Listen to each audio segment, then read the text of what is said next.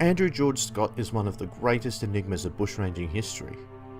On the one hand, we have an erudite, well-articulated, charismatic man from the middle class who was a civil engineer, war veteran and preacher for the Church of England.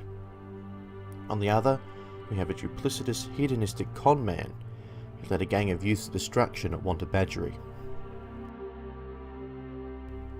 We can see that through the course of his adult life he had tried to go straight and even effect reforms in the way the law was administered once he'd done his time in prison. Almost a decade of his life for a crime he may not have committed, no less. But his efforts were frustrated by police at every turn.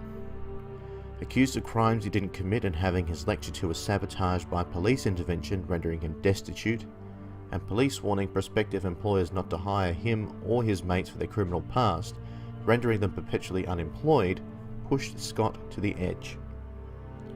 And he journeyed into New South Wales to start fresh away from the Victoria Police. It was a callous refusal of charity to he and his band of starving drifters that made Scott snap. His love affair with James Nesbitt had sustained him through the penniless months, but Nesbitt's puppy dog eyes could not quell the rage in his heart at Webb-Bowen. Here was Scott, a man who had fallen from high society to rock bottom, now stuck in the middle of southern New South Wales with no job, no food, no shelter, and 5 boys looking to him for guidance. Andrew Scott empathised with these boys who had been left out in the cold by an uncaring society that excessively punished the folly of youth and those less fortunate. As Captain Moonlite, he could take a swing back at society for treading on them. No doubt the effect of having both Nesbitt and Gus Wernicke die in his arms as a byproduct of his recklessness must have weighed heavily on Scott and pushed him to try and save the other 3 boys by trying to take all the blame for the death of Constable Webb-Bowen on himself in court.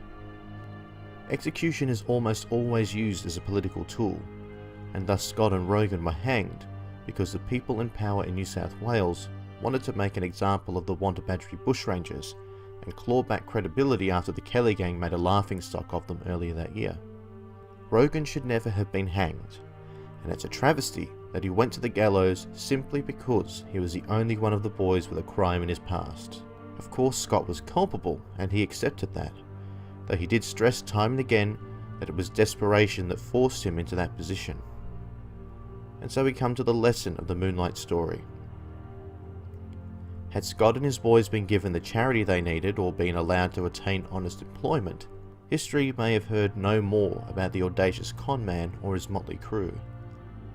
Instead, harassment and prejudice created a desperate man with nothing to lose, and it caused the premature deaths of Scott, Nesbitt, Rogan, Wernicke and Constable Webb-Bowen.